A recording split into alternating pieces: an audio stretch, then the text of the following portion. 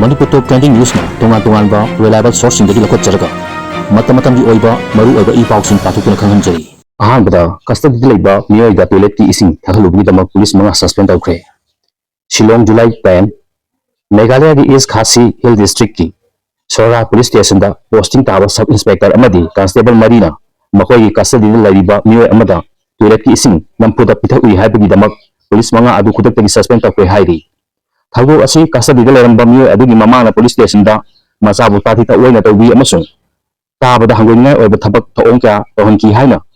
wakat thangalpadagi chawthokibani East Khasi Hill District ki SP Vivek Chayan na phongdokhibada custody da toilet ki ising pithaki hariba miyoi adu Shillong ki civil hospital da lying chathanabagi damak refer tawkre wato asigi matangda SDPO Wanswet na lusingba independent inquiry ama pangthoki inquiry adu da police personnel sing asina taweda thabak thoram sing asi chathaki haibagi evidence fangkibani haiki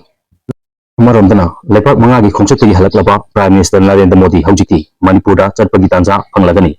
Joyram Ramesh New Delhi July 10 May 2023 dagi Manipurda tamthiraba lang chatharakhabasu ngasi phawbada Prime Minister Narendra Modi na state asida mitkup khadang oirabasu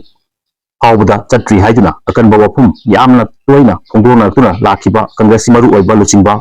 Joyram Ramesh na ngasi Prime Minister Narendra Modi na Argentina, Brazil, Namibia, Ghana amasung Trinidad and Tobago lepak mangagi khongsat loiraduna ngasi ayuk India da halaklabanina Manipur da chatpagi tanja phanglagani haina phongdokre mahakna makhatana phongdokhiba singgi manungda Prime Minister Narendra Modi na hauji phawda Pahalgam terrorist singgi matangda achumba puthokriba karigino amasung mahaki lepak asida nakiba infrastructure sing mahanbagi matangda review tawdiba karigino haina su hangki Prime Minister na hujikti pangthokadariba Parliament ki monsoon session da khanagadaba agenda singidamak khongpham chena lepna all party meeting tawlagani haiba wahamsu phongdokhibaga loinana mahakna Brazil gi Rio de Janeiro da pangthokhiba 13 suba BRICS summit tasu saruk yarubani haiki Congress ki General Secretary in charge communication oiba Joyram Ramesh na wahum asi phongdokladuna hai Lepasina Super Premium Frigate Fire Prime Minister bu Chayol ahungi matungda amukhana lepasida halakpada karamna okli haujiki India da halaklabanina chahi ani herna mahaku nganaraga yamyam gidamak Manipur da chanabagi tanja phanglagani haiki panbi habadi Parliament ki nongjimifam tha asigi kungamathloi dagi haugadoribani amaronda handak Prime Minister Narendra Modi gi lepak mangagi khongsat ki manungda tha asigi ahumdagi mari fawba Trinidad amasung Congo da numit nini leiki aduga Argentina na tha asigi mari dagi na manga phawba leiraga Brazil gi Prime Minister na invitation pirekpadagi tha asigi manga dagi nipan phawba lepa adu pangthokhiba taraga suba BRICS summit asu saru yaki summit asida saru yamla matungda ngasi mahakna India da haltrini himngaoina na Namibia da su chatki July 10 Union Lenga ki Ministry of Home Affairs na ngasi thokhiba chirol amada ising isa amasung landslide singba khudong chadaba sing mayang nakhiba Manipur yauna state tarukta Tengbang sel oina lupa crore lising ama humpuga taruk dasmik marfugi senfam pibda yaba pikre hari Union Lenga ki maikidigi selgi mateng pigadaba atopa state singdi Assam, Meghalaya, Mizoram, Kerala amasung Uttarakhand ni state taruk asida pigadaba senfam singna Assam da lupa crore johum gohumra manga dasmik humpu Manipur da lupa crore kungamapan dasmik kun Meghalaya da lupa crore kuntra Dasmik Nifu, Mizoram da lupa crore kunganithoi, Dasmik Marfu, Kerala dana lupa crore chamag yangkhai humdoi, Dasmik kun amasung Uttarakhand na lupa crore chamig yangkhai manga, Dasmik humfuni. Senfam sing asi state sing asigi state disaster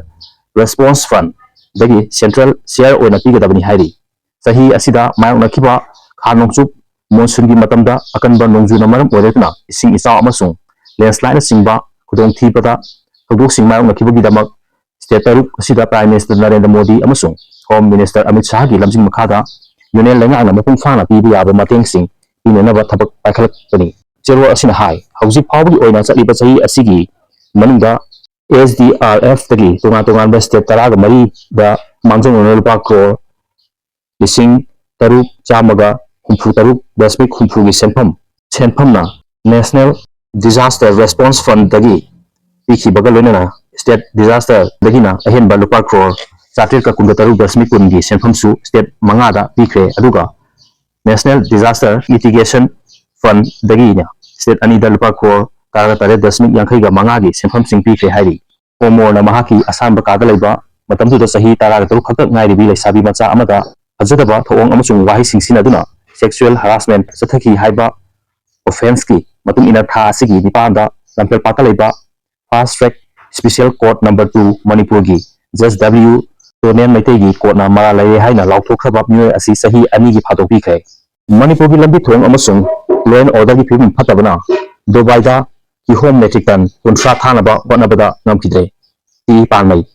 July 10 Manipur da puthokpa organic ki home metric ton ama ni Delhi gi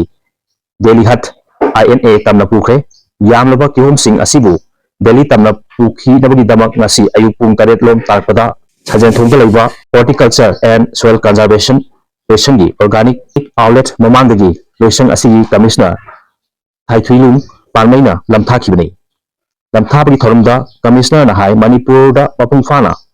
train yaw labadi ki home yawn horticulture gi pothok sing mapanda thadokpa ngamduna state asigi similon achobu mating piragani lawmi singdasu chawna kana ba piba ngamlagani haiki Manipur gi miyam khakta natana mapan lam gi miyam na pamnariba king pineapple haina khangnaba organic ki home metric ton ama asi Manipur gi mangal organic ba producer company amana maru eba thogang laguna lenga ki loisang asigi mateng galena airlift tawduna diligi dama ukhigadabani haiki Manipur ki home asi mapangi miyamna yamna pamnabna demand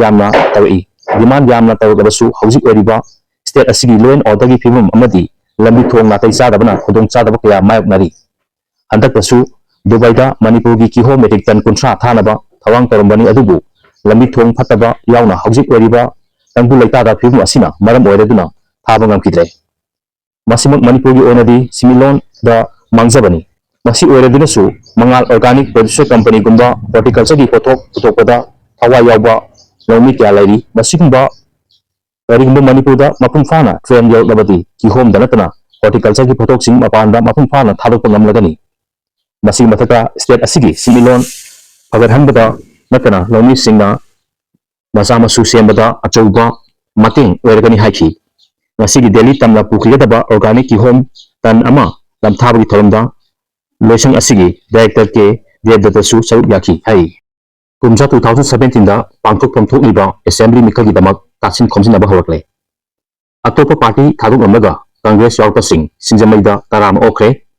MPP dasu anoba myoy sing doksingkhre BJP halak laroi Manipur kamba ngamgadaba congress lenga klagagani PCC member oinam Roman July 10 May 2023 dagi Manipur da tamchiraba lan hawkhrabasu mikhagi matamdadi miyam khakkanatana political party amasung politicians singna yairong sabirai haibagi thawangda mai onsinaduna lan asigi akanba matam oikiba mamangi kumja 2024 dagi Manipur da Lok Sabha gi mikhal mai pakna pangthok kibagum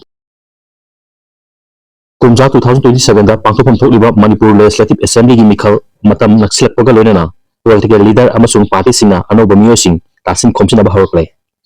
tabak sing asigi manung chana ngasi Singjamai Block Congress Committee napsinduna party asida nauna changlaklaba Singjamai ASigi manungda laiba miyosing butaramna opagi thorum pangthokre Congress natana changlaklaba miyosing adu kumja 2022 da pangthokpa Taralithoi suba State Assembly election da BJP amadi MPP na singba yawna tongan political party singda masak naiba pham uramkhiba miyosing hairi Lesakata Manipur Property News ko muslimduna share amadi subscribe bilang damakta hanyari tentara pondok sari amadi lingko ni miyam bese batol ngamba ojigi hajiri